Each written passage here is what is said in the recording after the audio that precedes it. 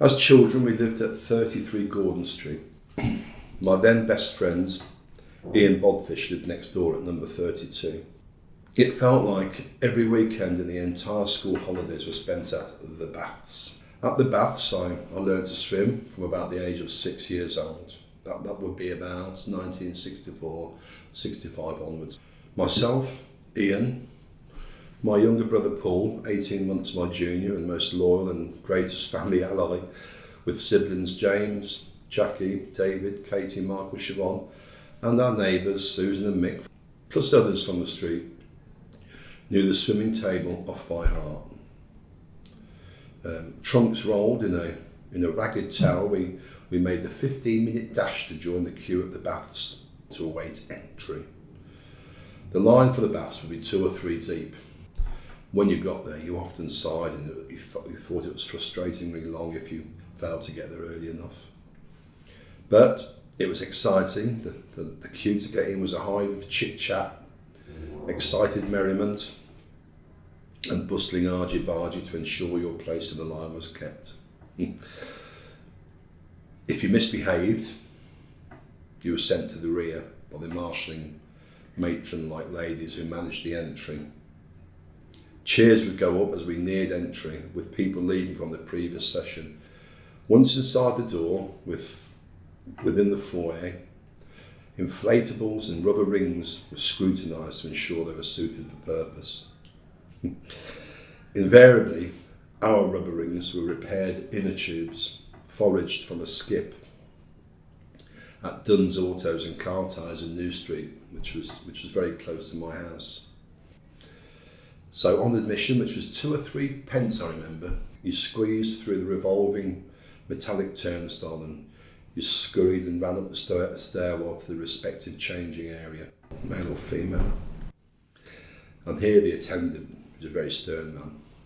The attendant, stern in the face, would check your ticket stub for its validity, and then issue you with a basket with a number at the top. And the call of the basket number was the key.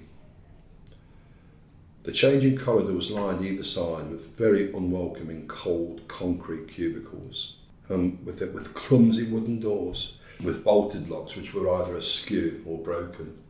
You were so excited at coming in, you wanted to get into the baths as quickly as possible to make sure you got the full money's worth out of your 2 or 3 tea entry.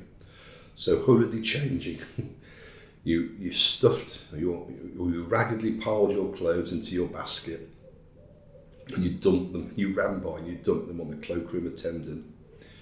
Him a shrugging and a tutting, shaking his head as he tidied up, stuffing the overhanging clothes within. It was ever so sweet. Then you would walk, not run, down the steps to the pool side, and you skip over the cold, square yard of ice-cold verruca killing solution, which was at the bottom. If you got caught skipping over that, you were sent back in to ensure that your feet were plunged in there to kill off any infection or verrucas. And then you were hit with a distinctive chlorine and bleach smell of the baths. And then next to that was the swell and the din of what felt like 1,000 larking bathers, kids at play. Pool was rammed, absolutely chock-a-block. It was wonderful. It was full of joyous, shouting and laughing kids of all ages. It was packed.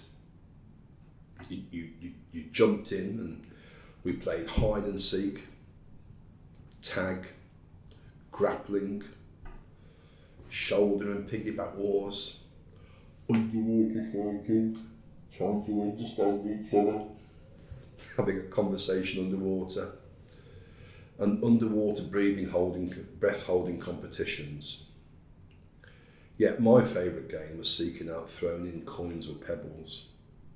But Ian's favourite was bombing me. Well, our playtime in the baths brought on great water confidence, as you can imagine.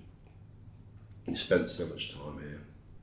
We learned from others, we copied and we taught each other slow motion forward and backwards rolling, tumbling over, tumbling back, over, swimming a width underwater, which was a great achievement at first.